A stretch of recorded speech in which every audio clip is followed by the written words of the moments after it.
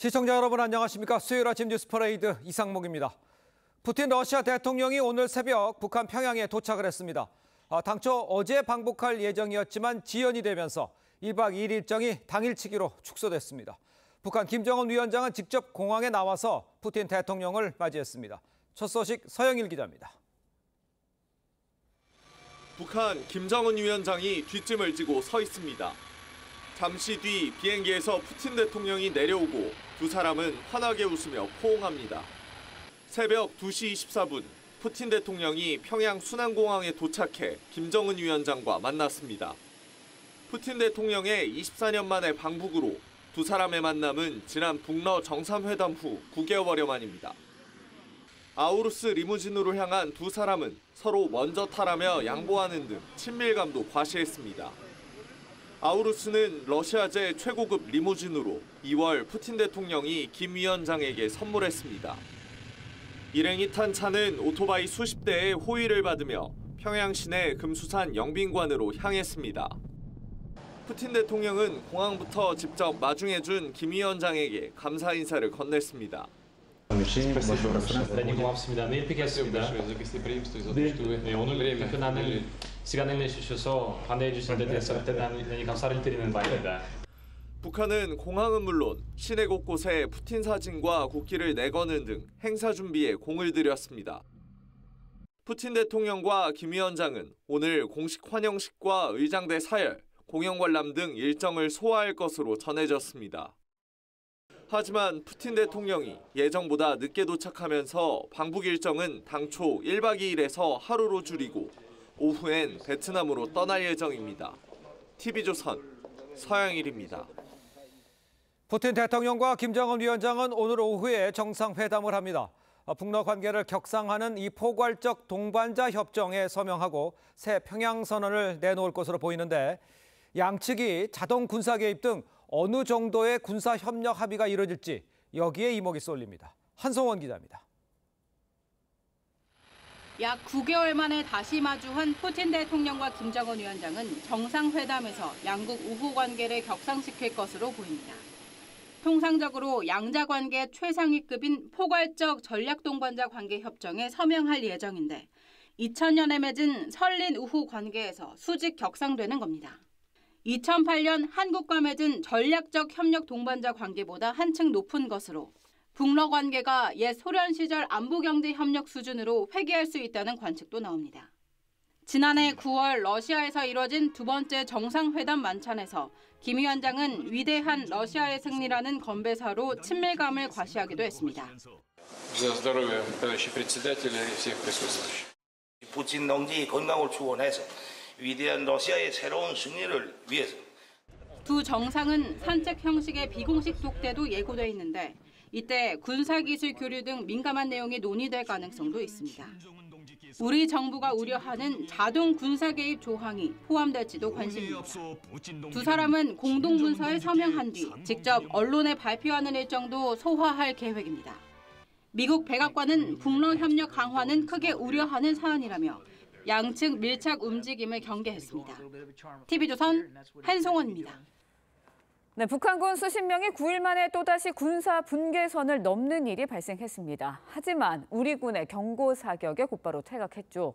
합참은 최근 북한군이 휴전선 일대에서 지뢰매설과 대전차 방호벽 등의 공사를 벌이다 침범한 것으로 판단한다고 밝혔지만 단순 실수인지 다른 의도가 있는 건지 의문이 남습니다. 윤동빈 기자의 보도입니다. 오전 8시 30분쯤 중부전선 비무장지대 내 DMZ 안에서 지뢰 매설 작업을 하던 북한군 20-30여 명이 군사 분계선을 20m가량 넘어왔습니다.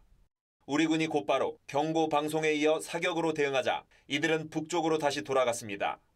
지난 9일에도 북한군 작업인원 20-30여 명이 군사 분계선을 2차례 넘어왔는데 9일 만에 다시 침범한 겁니다.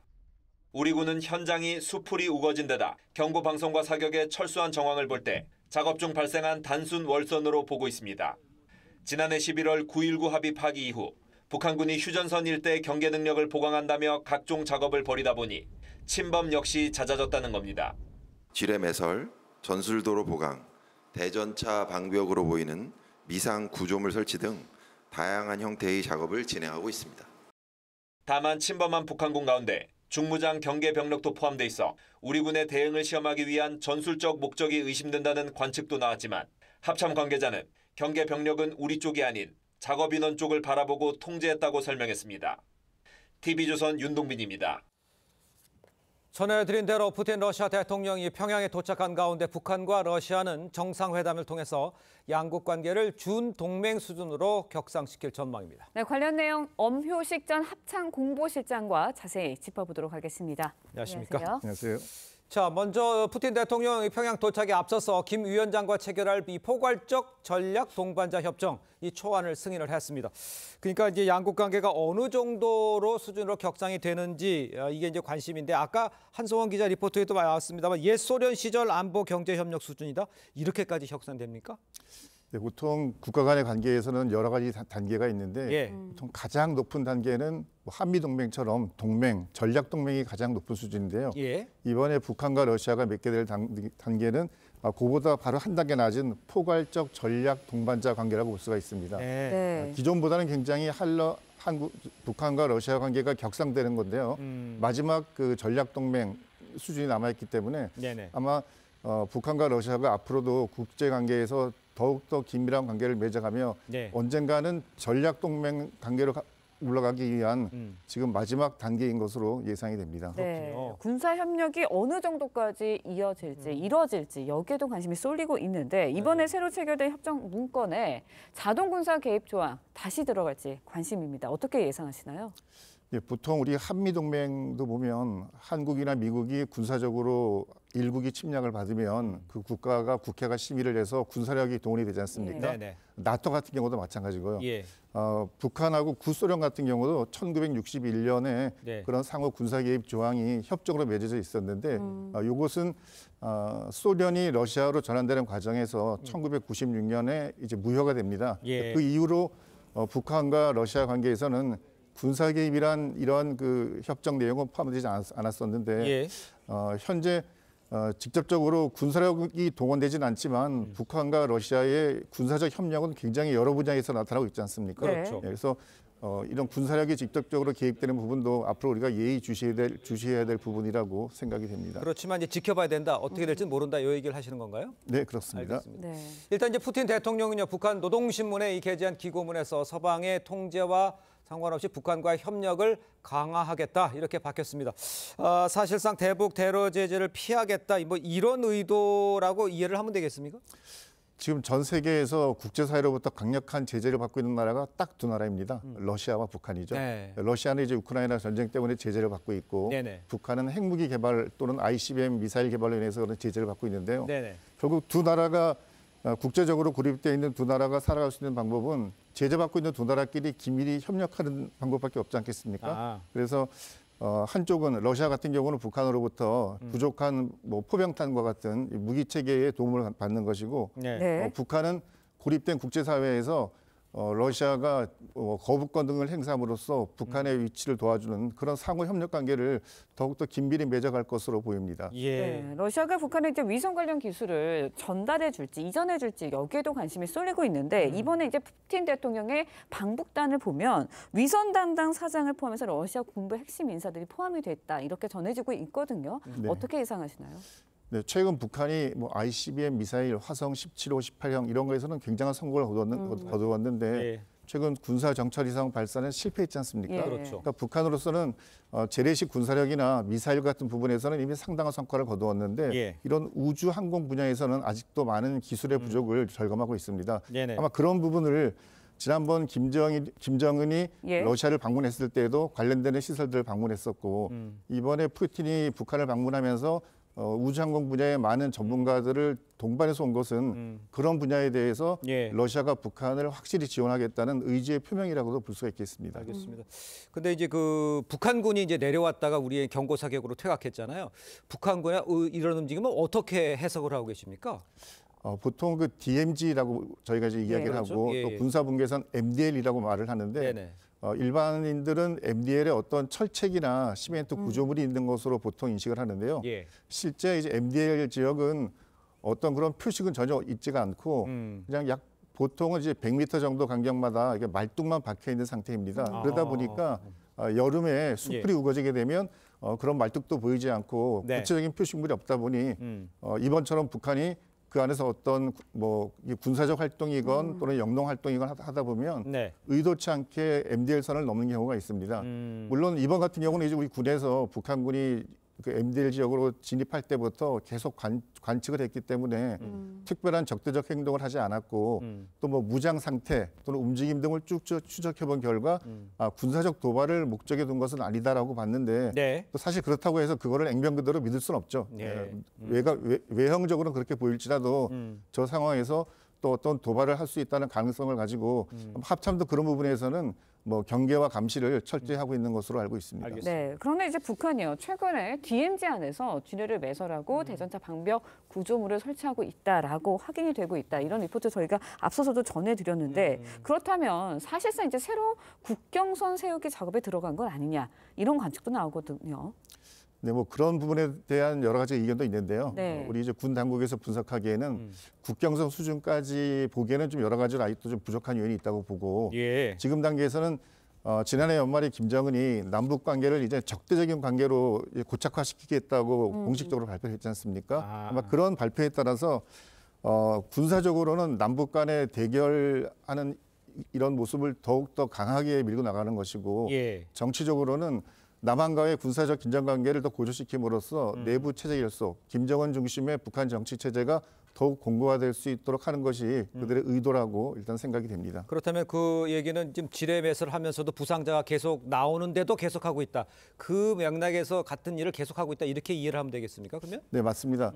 이 지뢰라는 것은 사람이 통과하지 못하도록 하는 그렇죠. 그런 장애물이지 않습니까? 맞아요. 예. 그러니까 보통 뭐 탈북하는 군인들이나 또는 탈북하는 주민들이 그 지역을 지나지 못하도록 하는 것이고 예. 또 이 지뢰 매설 작업을 하면서 북한군들이 다수 예. 사상 뭐 부상을 당하기도 했는데 작업을 그대로 진행하는 것을 보면 보통 우리가 생각하는 것처럼 북한의 인권이라든가 또는 안전에 대한 생각은 전혀 없구나. 병사들에 대해서 귀하게 생각하는 그런 바가 전혀 없는 국가고 나라는 것을 다시 한번 확인할 수가 있겠습니다. 그 하나 여쭤보고 싶은 거는 이제 빅터차 이제 한반도 전문가잖아요. 이분 같은 경우에는 이 푸틴 방문이 6.25 이후에 가장 그 최대 위협이다 이렇게 진단을 했어요. 이 상황은 어떻게 이 말은 맞는지 어떻게 평가를 하세요?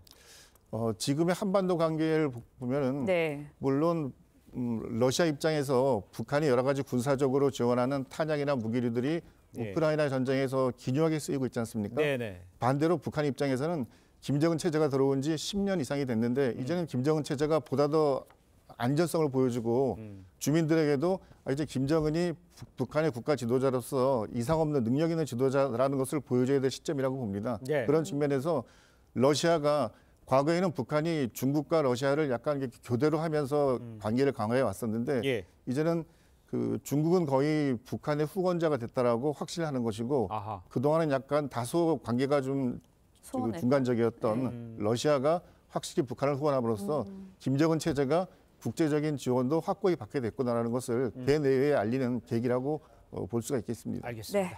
자, 오늘 말씀 여기까지 듣겠습니다. 고맙습니다. 고맙습니다. 네, 오늘 중부지방과 내륙 곳곳에 낮 최고 기온이 36도까지 올라가면서 올여름 최고 더위가 찾아오겠습니다. 네, 하지만 제주 지역에는 오늘 밤부터 장마가 시작돼 더위가 한풀 꺾일 전망입니다. 광화문 광장에 나가 있는 취재기자 연결해 보도록 하겠습니다. 황병준 기자, 올 들어 가장 더운 날이 예상된다고요. 현재 상황 어떻습니까? 네, 제가 서 있는 이곳 광화문 광장은 아침부터 기온이 20도를 웃돌고 있습니다. 출근길 시민들도 무더위에 대비해 가벼운 옷차림을 한 모습인데요. 오늘 서울 낮 최고 기온은 35도까지 오르며 올 들어 가장 더운 날을 기록할 전망입니다. 수도권과 강원 영서, 충청 내륙, 남부지방을 중심으로 불볕 더위가 예상됩니다. 지역별로는 서울 35도, 춘천 34도, 대전 35도, 대구 36도, 광주 35도를 기록할 전망입니다. 더운 낮 시간엔 야외 활동과 외출을 자제하고 온열 질환에 유의해야 합니다. 오늘 전국 대부분 지역이 맑겠지만 제주도는 점차 흐려져 늦은 밤부터 비가 내리겠습니다. 남쪽에서 북상하는 북태평양 고기압이 장마 전선과 함께 올라오면서 한반도 남쪽에 첫 장맛비가 시작되는 건데요. 제주에 내리는 비는 모레 새벽까지 이어지고 내일 낮엔 시간당 30mm 넘게 쏟아질 가능성도 있습니다. 총 예상 강수량은 50에서 150mm, 산지는 200mm가 넘을 전망입니다. 다만 이번 장맛비는 전국으로 확대되진 않고 주로 제주 지역에만 머물 것이란 분석입니다. 올해 제주 지역 장마 시작일은 지난해 6월 25일보다 일주일 정도 빠릅니다. 광화문 광장에서 TV조선 황병준입니다. 네, 문재인 전 대통령 부인 김정숙 여사의 인도 타지마을 출장 의혹과 관련해 검찰이 오늘 고발인 조사에 나섭니다. 고발 반년 만에 수사에 속도가 붙는 모습인데 김 여사 측은 허위 사실을 유포했다며 국민의힘 배현진 의원을 명예훼손 혐의로 고소했습니다. 장윤정 기자의 보도입니다. 서울중앙지검은 오늘 오전 이종배 국민의힘 서울시 의원을 고발인 신분으로 불러 조사할 예정입니다. 이 의원은 김정숙 여사가 2018년 인도 타지마할을 단독 방문하며 예비비 4억 원을 편성해 외유성 출장을 다녀왔다며 국고 손실과 직권남용 등 혐의로 고발했습니다. 예비비 4억을 편성하여 사용한 것은 명백한 불법으로서 국고 손실죄에 해당하고 횡령죄, 배임죄에도 해당한다고 할 것입니다. 김 여사가 샤넬 자켓을 빌려 입은 뒤 반납하지 않았다는 의혹과 청와대 경호관에 수영 강습을 시켰다는 의혹도 수사 대상입니다. 문재인 전 대통령은 김 여사의 외유성 출장 의혹을 놓고 치졸한 시비라고 반박했습니다. 김 여사 측은 지속적으로 허위 사실을 유포했다며 국민의힘 배현진 의원을 명예훼손 혐의로 고소했습니다. 배 의원은 김 여사가 기내식 비용으로 6천여만 원을 썼고 외교부가 인도에 초청 의사를 먼저 타진한 셀프 초청이었다는 의혹을 제기했습니다. 기재부, 외교부, 그리고 문체부가 동원이 돼서 그것도 대통령 전용기를 이용하기 위해서 문체부 장관을 거의 바지 사장격으로 단장으로 앉힌다. 검찰은 사건을 형사 2부로 재배당하고 검사 1명을 추가 파견했습니다. TV조선 장윤정입니다. 네, 국민의힘 이재명 사법파괴 저지 특별위원회가 오늘 대법원을 방문합니다. 특위는 대법원에서 법원 행정처장 등과 면담하고 이재명 대표 관련 사건 재판의 신속한 처리를 촉구할 예정입니다. 국민의힘 측은 이 대표가 재판 지연 전술을 펴고 있다며 국민이 통상 재판받는 일정대로 재판이 진행돼야 한다는 입장을 전할 것으로 전해졌습니다. 자, 방금 전해드린 대로 국민의힘이 오늘요 민주당 이재명 대표에 대한 이 신속한 재판을 촉구하면서 대법원을 항의 방문할 예정입니다. 패널 4분 모셨습니다. 정치권 소식 자세히 좀 짚어보도록 하겠습니다. 인사 나누겠습니다. 고맙습니다. 네, 안녕하세요. 자, 국민의힘 이재명 사법파괴 저지 특별위원회 오늘 대법원을 항의 방문하는데 이 대표가 재판 지연 전술을 펴고 있다면서 신속한 재판을 촉구하겠다 이런 입장입니다. 어떤 부분이 문제가 된다는 건지 먼저 윤기찬 변호사께서 설명해 주시죠. 일단 전체적인 취지는 이게 사법 파괴 저지잖아요. 네네. 그러니까 민주당이 사법부를 향해서 압박하는 이 부분을 일단 상쇄시키고자 하는 부분이 없잖아 있고요. 또 하나는 지금 위증 사건, 위증 교사 사건의 경우에는 이미 재판을 오래 끌 만한 사건이 아니거든요. 네네. 그럼에도 불구하고 이게 작년도 10월 달에 기소된 걸로 알고 있는데 예. 아직까지 계속 사실관계 규명과 필요 없는 증인들을 신청하고 이 증인들을 또 받아주고 이게 만약 일반인이었으면 절대 받아줄 만한 증인은 아니에요. 물론 사법부의 판단은 존중하지만 예. 어쨌든 정치인이고 야당 대표이기 때문에 필요 이상의 뭔가 끌려다니는 게 아닌가 이런 문제의식이 하나 있는 거고요. 네네. 또 하나는 공직선거법의 경우에는 이게 2022년도 재작년이죠. 그렇죠. 2022년도 9월 달에 기소가 됐는데 이것도 마찬가지입니다. 누굴 알았느냐 몰랐느냐. 이게 사실은 경험적 사실에 관련된 범위만 재판 대상으로 삼아야 되는데 이것도 지금 건 2년이 다 돼가고 있잖아요. 그렇죠. 그 법상으로는 6개월 내에 1심이 끝나게 돼 있음에도 불구하고 예. 이런 것들을 미쳐볼 때 일단 민주당 입장에서 압박을 가하고 이 압박에 재판부가 영향을 받는 게 아닌가. 아하. 그래서 일반 국민과 다른 어떤 절차상의 이익을 주는 게 아닌가. 이것이 사실은요.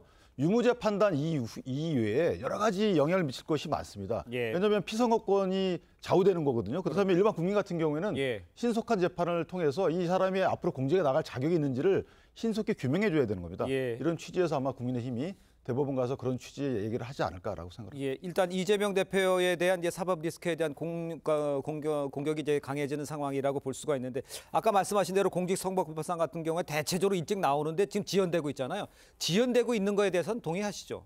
뭐 제가 볼 때는 그 재판부의 판단에 의해서 재판이 진행되는 거기 때문에 예. 저는 그것에 대해서는 재판부 입장을 존중하는 게 맞다는 생각이 들고요. 네네. 근데 기본적으로 좀 지금에서 이제 국민의힘이 계속적으로 제기되고 있는 사법 리스크라고 하는 측면 자체가 그야말로 이재명 당대표의 사법 리스크에 대한 문제인가, 오히려 총선 패배에 대한 위기를 극복하려고 하는 어떤 사법 리스크라고 하는 부분들의 프레임으로 전환하기 위한 총공세가 아닌가라는 측면 하나고요. 예. 또 하나는 이제 최혜병 특검 문제랑 대통령 예. 부인에 대한 명품백 또는 특검 요구 사항에 대한 맞불 전략 차원이라는 생각이 많이 듭니다. 네네. 그러니까 2년 동안 국민의힘이 지속적으로 제기했던 것이 이재명 당대표에 대한 사법 리스크였었고요.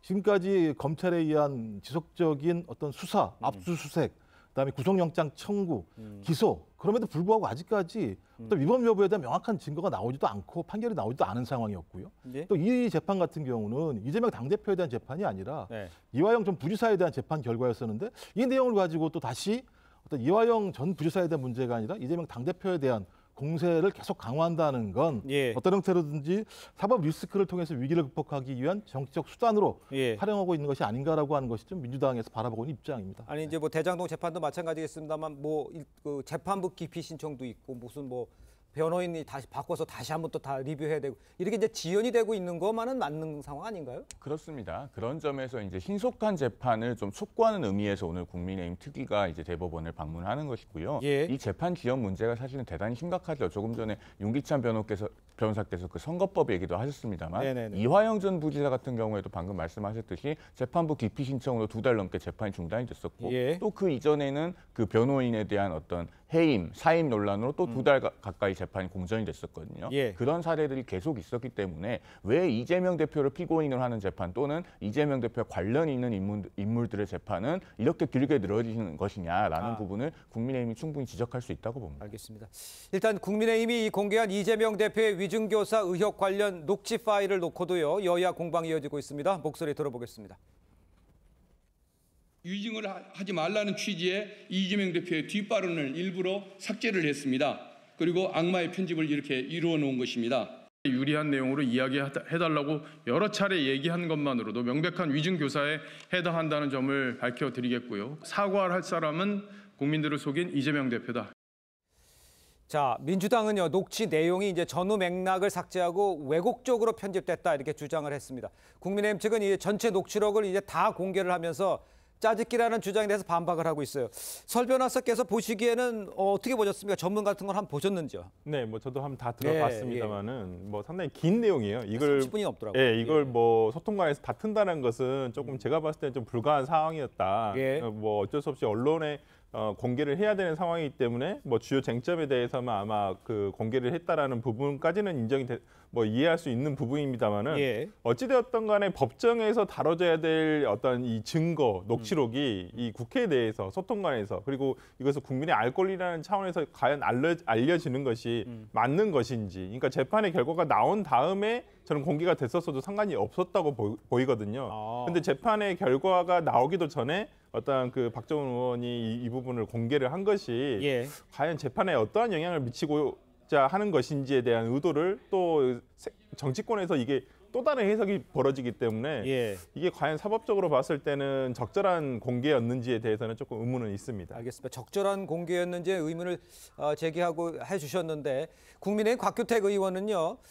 이렇게 확실한 위증교사 증거는 처음 봤다 이렇게까지 얘기를 했어요. 변호사님 나와 계시는데 일단 그 증인에게 이렇게 개인적으로 직접 전화해서 얘기를 하는 이것도 좀 이례적인 건 아닌지 모르겠어요. 연락은 할 수 있죠. 방어권 차원에서 연락은 할 수 있고 당신이 기억하고 있는데도 있는 그대로 증언해달라 여기까지는 이야기할 수 있습니다. 그런데 이 녹음 파일을 들어보면은 거기서 핵심은 그 이재명 대표가 위증을 교사한 상대방 그 김모 씨는 자기는 기억이 안 난다고 얘기를 하고 있어요. 그러니까 너무 오래돼서 뭐 기억도 사실은 안 나는데 아무튼 그 필요하신 부분 뭐 이렇게 얘기를 합니다. 그런데 거기다 대고 이재명 대표가 계속 어떤 특정한 진술의 방향을 얘기하는 것 그것이 문제거든요. 그러니까 기억이 안 나면은 기억이 안 난다고 진술을 해야 되는 것이고 우리가 위증이라고 하는 것은 객관적 사실에 반하는 증언을 한다고 그것이 위증이 되는 것이 아니라 자신의 기억에 반하는 진술을 했을 때 그것이 위증이 됩니다. 그렇기 때문에 기억이 안 나면 안 난다고 이야기를 해야 되는데 특정한 방향을 유도하는 것 그것이 위증교사다 이 말씀을 드립니다. 윤 위원장은 어떻게 평가하세요? 그 녹취록 내용. 근데 저는 곽규택 의원의 저 말에 동감하는 게 그러니까 녹취록 내용을 보면요. 일단 첫 번째는 본인이 위증한 사람이 내가 위증했다라고 해요. 내가 내 기억에 반하는 진술을 했다 이렇게 얘기를 합니다. 네네. 그리고 거기에 부합하는 듯한 녹취록이 이렇게 발견이 됐어요. 그런데 거기에 이재명 대표는 있는 그대로 얘기하라고 하면서 있는 그대로를 마치 진실인장 포장하면서 그걸 본인이 얘기를 해줍니다.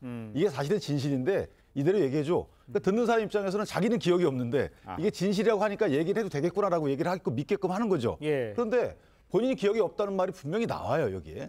그래서 지난번 3차 공판 때인가 2차 공판 때 보면 이 사람에 대한 증인신문을 필요 이상으로 6시간 합니다. 아하. 근데 말꼬투리마다 다 붙잡고 늘어져요. 그 말은 뭐냐면 본인들도 어렵다라는 걸 느끼는 거예요. 그렇기 때문에 이 부분은 위증교사를 피해가기 어렵고 저는 양형만 다퉈야 되는 것이지 저 부분을 위증교사가 아니다라고 녹취록을 듣게 되면요. 예. 누구나 다 사실대로 얘기해주면 돼요라는 말을 다 합니다. 그러면서 본인이 진짜 하고 싶은 말을 다 끼워 넣어요. 아하. 그게 지금 다 그런 내용으로 되어 있거든요. 근데 예. 저 부분을 제가 볼 때 일부 편집이냐 아니냐가 중요한 게 아닙니다. 이거는 이미 다 구성 요건은 다 들어가 있어요. 예. 그렇기 때문에 저 부분은 논쟁의 대상이 아니다. 저는 그렇게 봅니다. 녹취를 들어보면 전 위증교사가 맞다. 뭐 물론 설 변호사께서는 왜 이 시기에 공개를 하느냐는 부분을 지적을 해주셨습니다만 저 내용만 보면 어떻게 평가하세요? 제가 볼 때 위증교사 여부에 대한 판단은 재판부가 하는 거죠. 아 그렇죠. 그러니까 지금 양측을 주장하고 있는 거죠. 예. 그러니까 말씀하신 박정은 의원은 자기가 들은 내용에 의하면 위증교사라고 주장하는 거고 박윤택 의원 주장에 의하면 그것이 아니다. 예를 들면 있는 대로 말해달라. 없는 이야기는 할 필요 없다라는 취지로 12번을 얘기했다라고 서로 상관이 주장을 하고 있는 내용들입니다. 예. 근데 말씀하신 것처럼 왜 재판부가 사건을 진행하는 과정에서 박정은 의원이 어디에서 이런 자료를 받아서 공개를 했는가? 그 공개와 관련해서 박정은 의원 스스로가 이 부분에 대해서 위증교사라고 판단할 수 있는 위치에 있지 않음에도 불구하고 매우 좀 정쟁화된 상황으로 간 측면들이 분명히 있기 때문에 저는 이 부분과 관련해서 자료를 공개하는 것은 뭐 본인이 이제 면책 특권이 분명히 있으니까 그럴 수 있다는 생각이 드는데요. 예. 이걸 해서 정치적 수단으로 쓰는 문제가 아니라 주장만 하면 되는 것 같고 저는 이 부분은 재판부의 최종적 판단에 맡기는 게 맞다. 예를 들면 변호인단 또 변호인 출신이거나 아니면 국민의힘 정당 차원에서 예. 이 문제에 대한 녹취를 공개하고 나서 그게 예를 들어 위증교사라고 해서 몰아붙이는 것 자체가 제가 볼 땐 과도한 자기 해석이고 권한이 없는데 거기에 대한 해석을 내린 거라는 생각이 들기 때문에 예. 자중할 필요는 있다는 생각이 듭니다. 제가 10초만 말씀드리면 저렇게 박정은 의원이 공개한 이유는 일단 처음 공개는 아니죠. 제가 볼 때 영장실질심사 때 아마 법정에서 틀었던 걸 제가 기억을 해요. 그다음에 공개한 이유는 이거 들어보면 뻔한데 왜 이렇게 재판을 오래 하냐. 그리고 왜 관계없는 증인들을 그렇게 쓸데없이 많이 신청하냐. 예. 그러니까 재판부에게 자, 이 정도로 국민이 보기에도 뻔한 이 사실에 대해서 재판을 상대방의 불필요한 증인 신청을 받아주지 말라라는 촉구의 형태로 이해하면 될 것 같아요. 저는. 예, 알겠습니다. 자, 이런 거와 관련해서 또 이제 언론을 향해서 검찰의 애완견이라고 했던 발언에 대해서 이 대표가요. 일부 언론의 문제를 언론 전체에 대한 비판으로 오해하게 했다. 이렇게 유감스럽다. 이렇게 SNS에 글을 올렸습니다. 그렇지만 후폭풍은 이어지고 있고 그럼 두둔한 사람은 뭐가 되느냐 이런 얘기도 있는데 설 변호사께서는 어떻게 생각하세요?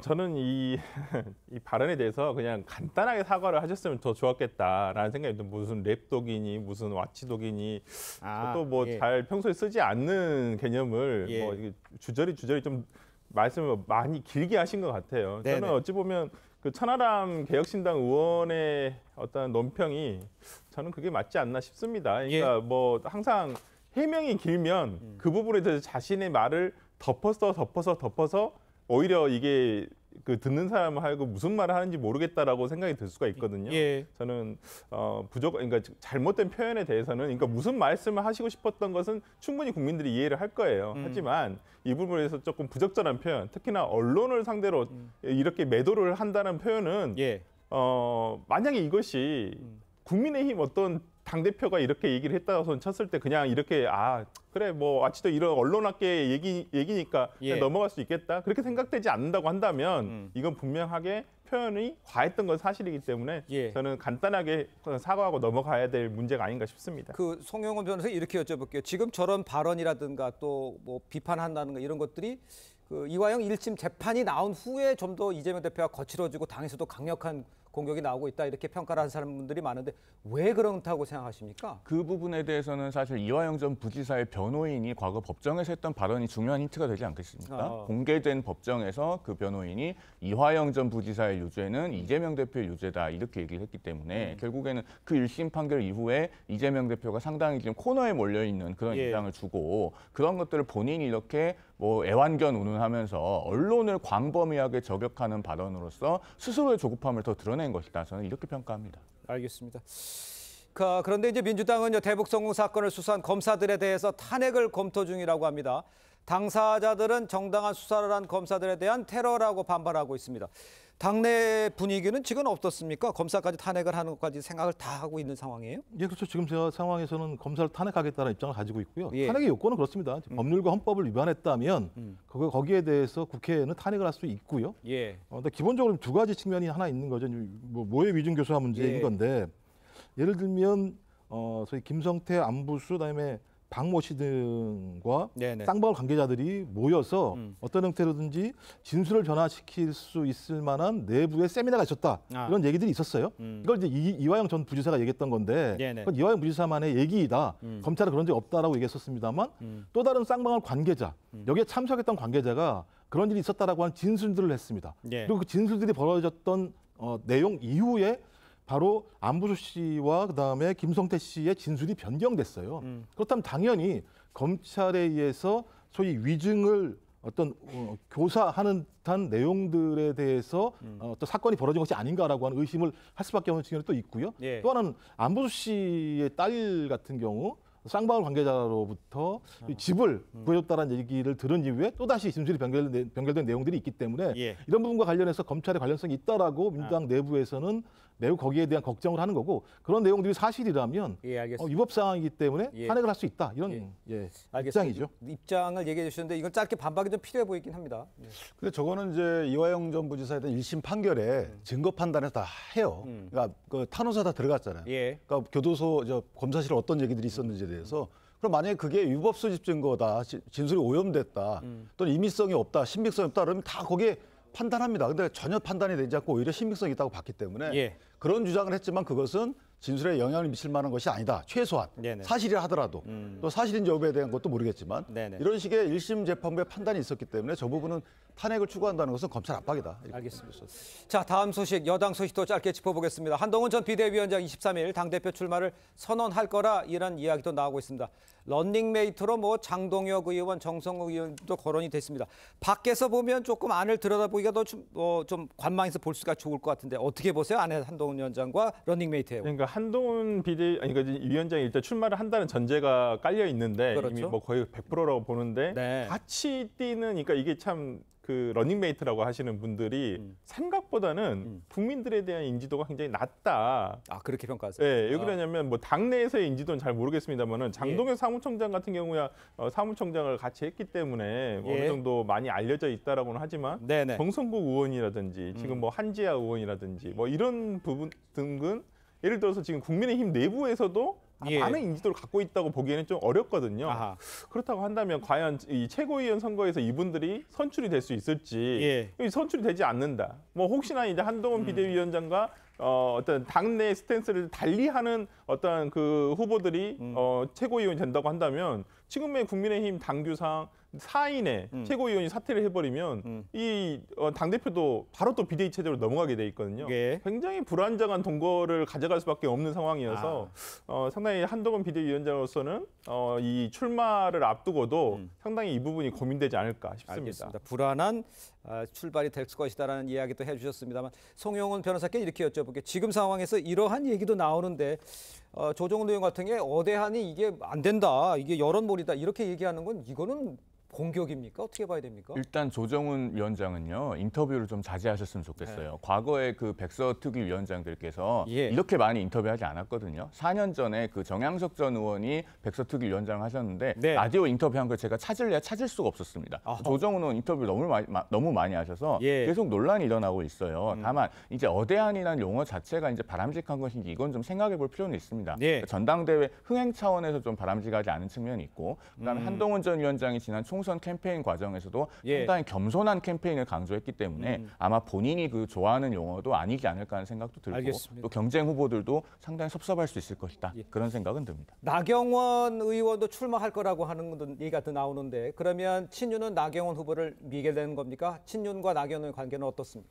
나경원 의원은 출마할 것 같아요. 제가 보더라도. 근데 친윤이 민다라기보다는 저는 한동훈 대 한동훈 대항마 이렇게 아마 세력이 재편되지 않을까라는 생각이 들어서 지금 한동훈 위원장이 아까 설 변호사님 말씀 주셨지만 당에 깊숙이 스며들어야 돼요. 그러니까 최규현 후보 결정할 때도 뭐 저희가 낯서는 인물이 아니고 당과 오래 했던 분들을 내세워서 당과 깊숙이 호흡하는 모습을 보여줘야지 안 그렇고 만약에 당 전체를 개혁 대상인 양 저런 식의 행보를 하게 되면 저는 오히려 나경원 의원께 표가 쏠릴 가능성도 없지 않아 있어요. 저 부분은 한동훈 전 위원장이 깊이 고민할 부분이라고 생각합니다. 알겠습니다.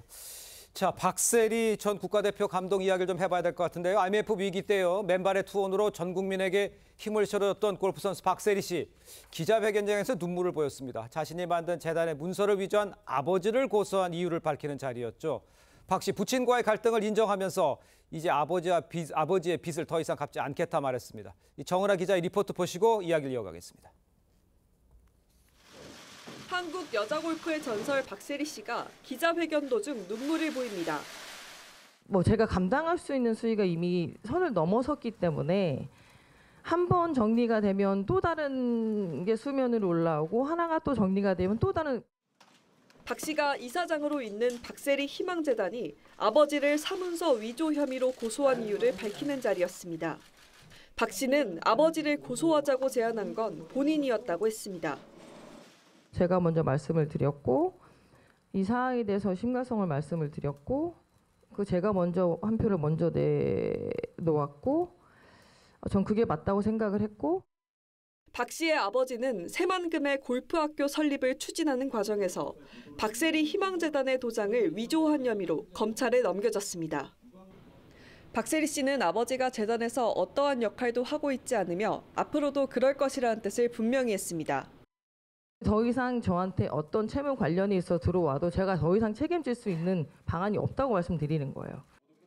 박 씨는 부친과의 갈등을 공개한 이유에 대해 골프 후배들을 도우려는 목적으로 만든 재단이 논란이 되는 걸 막기 위해서라고 했습니다. TV조선 정은아입니다.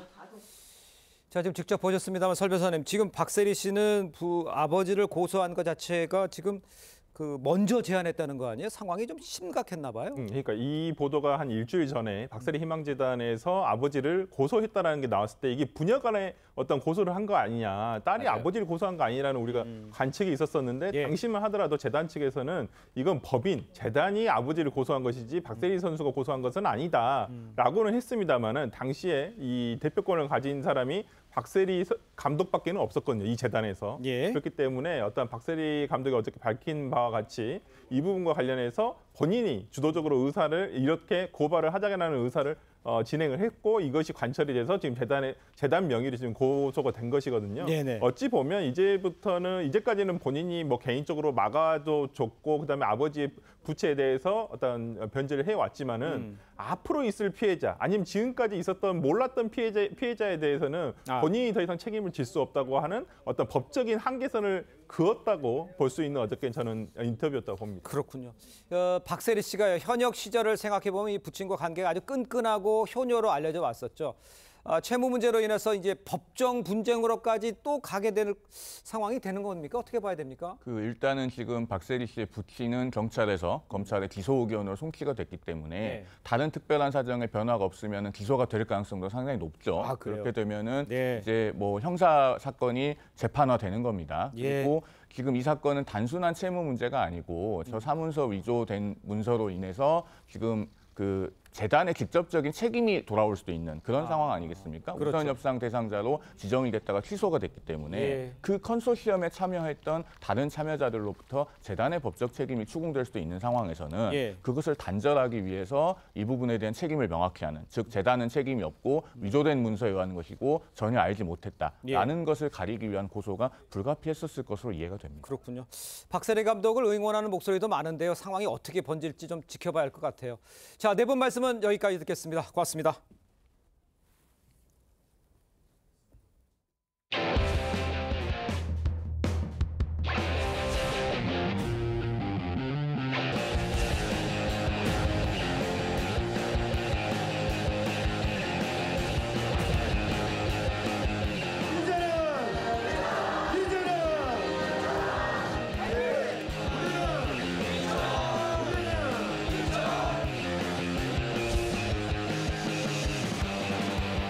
최저의 도시가 제라는 말씀을 드리고 APEC 정상회의를 통해서 인천의 미래를 열어가는 새로운 기회가 되는 것은 물론이고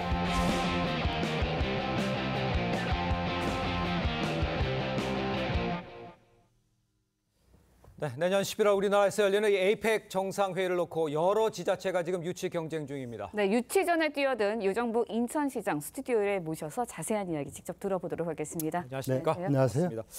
자, 2025년 에이펙 정상회의 개최 후보 도시들에 대한 외교부의 현장 실사와 유치 계획 설명회가 끝나고요. 이제 6월 중에 선정 발표만 앞두고 있습니다. 제주, 경주, 인천이 지금 경쟁 중입니다. 이 유치 전에 뛰어든 배경, 뭐 때문에 뛰어드는지 먼저 말씀해 주세요. 네, 내년도에 열리게 될 에이펙 정상회의는 네. 한국을 비롯해서 미국, 일본, 네. 중국, 러시아 등 세계 경제의 60%에 해당되는 네. 주요 국가들의 정상과 또 경제 관료들을 6천여 명이 모이는 대규모 행사입니다. 네, 그렇죠. 이 행사를 꼭 성공시키고 또 대한민국의 국격을 네.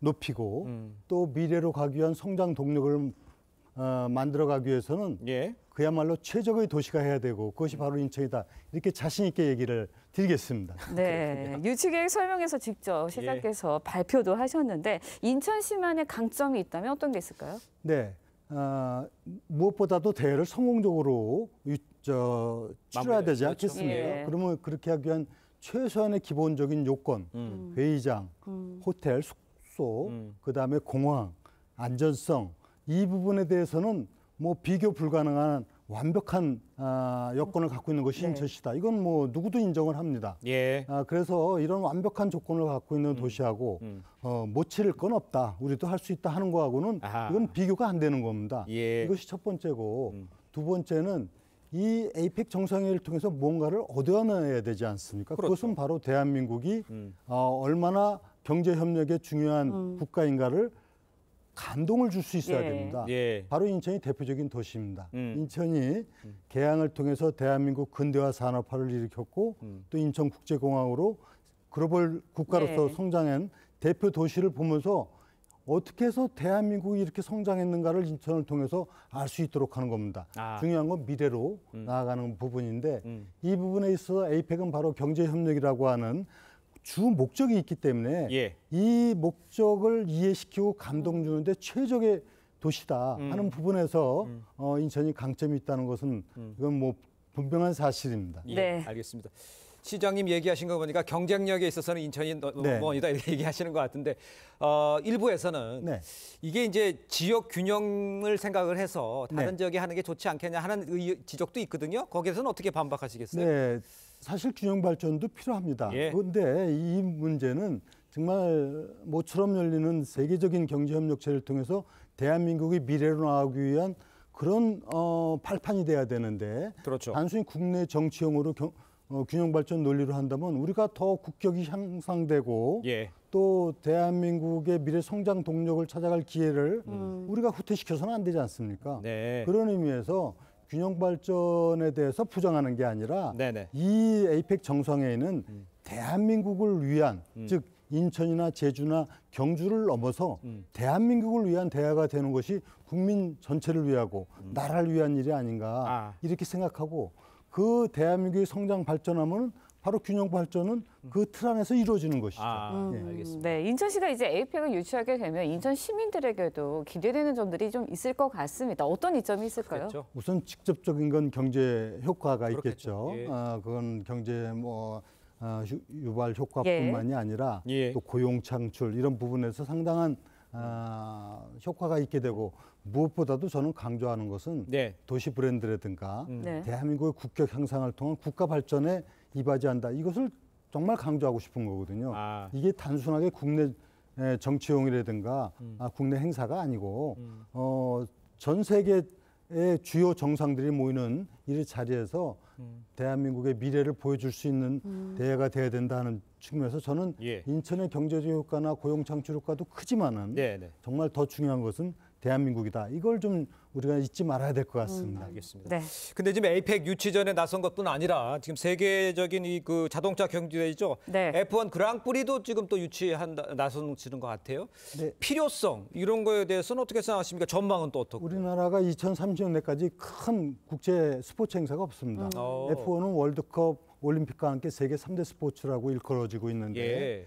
이 대회가 유치되면은 이 또한 경제적인 효과는 말할 것도 없고 네. 국가의 가치 그리고 브랜드 가치 향상 이런 부분에 아주 큰 기여를 할 것으로 확신을 하고 예. 인천이 바로 이 부분도 세계적인 공항을 갖고 있고 네. 또 이게 도심 서킷이기 때문에 경기장 서킷이 아닙니다. 이 도심 서킷을 할 수 있는 곳은 대한민국의 인천이 거의 유일하다 이렇게 보고 있습니다. 예, 네, 그렇군요. 지금까지 이제 시정 현안에 대해서 이야기를 나눠봤고요. 예. 이번에는 시장님도 한 3선을 지내신 정치인이지 않으십니까? 그래서 정치권 현안도 짧게 이야기 나눠보도록 하겠습니다. 22대 국회 원구성 둘러싸고 여야 대치 너무 격렬하거든요. 네, 하실 말씀이 정치가 있다면 어떤 게 있을까요? 국민에게 희망을 줘야 되는데 그렇죠. 네. 정치를 보면서 국민들이 절망하고 있는 예. 이 현실을 우리 정치권은 정말 받아들여야 됩니다. 네. 그것이 뭐냐면 국회는 대화 타협의 장입니다. 네. 만약에 다수당이 승자 독식의 원리에서 국회가 운영된다면 그러면 회의가 무슨 필요가 있겠습니까? 예. 그래서 과거에 이런 문제에 대해서 여야가 협의, 예. 합의 그리고 타협을 해서 원구성이 됐습니다. 예. 근데 이번에 그것을 인정하지 않고 승자 독식 원리에서 운영이 법사위를 다 가져간다. 그렇게 되면은 이 대화가 실종될 우려가 있고 특히 입법 만능주의에 젖을 수가 있다. 그럼 모든 법을 다 다수 의결에 처리된다면은 그것은 정말 우리 국민에게도 정말 실망을 줄 것이고 특히 민주당에게도 결코 좋지가 않다고 저는 판단합니다. 왜냐하면 모든 책임을 다 져야 되는 겁니다. 예. 앞으로 국민은 어떻게 볼 것인가도 생각할 때 대화 타협의 장으로 국회가 되기를 정말 소망을 합니다. 알겠습니다. 네. 국회에 대해서도 언급을 해주셨습니다만 에이펙 유치제에 나선 유정복 인천시장 모시고 이야기 나눠봤습니다. 고맙습니다. 고맙습니다. 네, 감사합니다. 자, 어제 민주화 운동사업회에서 주최하는 민주주의 미래를 위한 대토론회가 열렸습니다. 네, 토론회에 참석한 정치와 학계 원로들은 민주주의를 유지하기 위해 여야의 양보가 사실상 유일한 방법이라고 강조했습니다. 신유만 기자의 보도입니다. 오선 의원을 지낸 이재호 민주화 운동사업회 이사장이 우리나라 민주주의의 우려를 나타냅니다.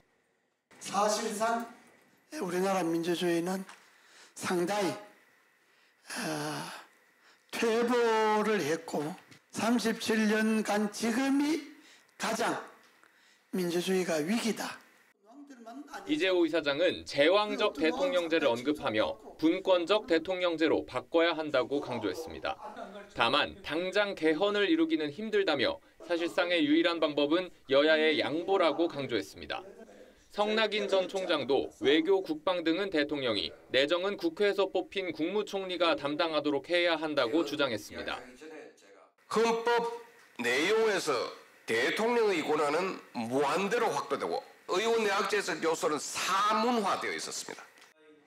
갈등 극복과 국민통합 모색을 주제로 한 토론회에서는 이른바 87년 체제가 수명을 다했다며 새로운 정치 질서 수립을 위해 정파를 가리지 않고 생각을 모아야 한다는 목소리가 나왔습니다. 다양한 의견이 공존할 수 있는 것이지만 그 갈등이 분열이나 대립으로 이어지지 않도록 잘 관리하는 것이 중요하다고 생각합니다.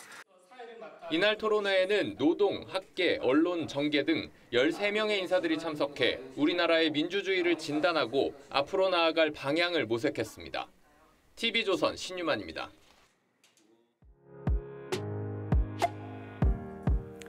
네, 렌즈에 담긴 그 순간 그 의미를 짚어보는 시간이죠. 사진기자가 선택한 아침의 한 장입니다. 오늘은 조선일보 사진부 박상훈 기자와 함께합니다. 안녕하세요. 오늘 아침에 볼 사진 어떤 건가요? 네, 이곳은 강원도 평창 청옥산 600마지기인데요. 만개한 샤스타데이지 위로 뜬 은하수를 촬영한 사진입니다. 한국에서 은하수를 볼 수 있을까 의문을 갖고 계신 분들이 많습니다. 한국이 밝은 도시가 많고 미세먼지 등 공해도 많아서 그럴 거예요. 은하수를 보기 위해서는 3가지 조건이 필요합니다. 주변에 밝은 도시의 불빛, 광해가 없어야 하고요. 구름이 없는 깨끗한 날씨여야 하고 은하수가 떠 있는 시간에 달빛이 없어야 합니다. 달빛에 가려 은하수를 이루는 작은 별들이 안 보이기 때문이죠. 그리고 매일 달이 뜨고 지는 시각이 바뀌기 때문에 대충 맑은 날 밤에 찾아가면 보이겠지 생각해서는 쉽게 은하수를 볼 수 없습니다.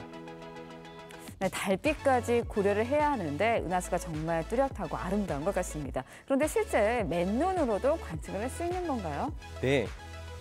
사진으로 좀 더 확실하게 나오지만 앞서 말한 조건들만 만족한다면 육안으로도 충분히 아름다운 은하수를 볼 수 있습니다.